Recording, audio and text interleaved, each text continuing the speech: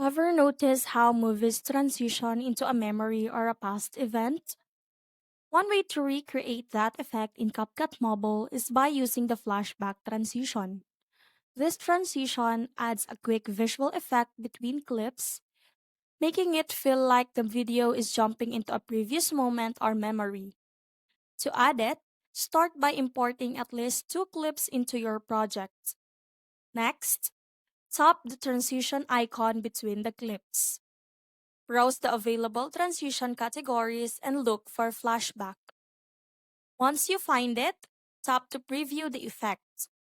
If you like how it looks, apply it and adjust the duration to fit your edit. A shorter duration creates a quick memory effect, while a longer duration makes the transition more dramatic. Review your video and make any final adjustments.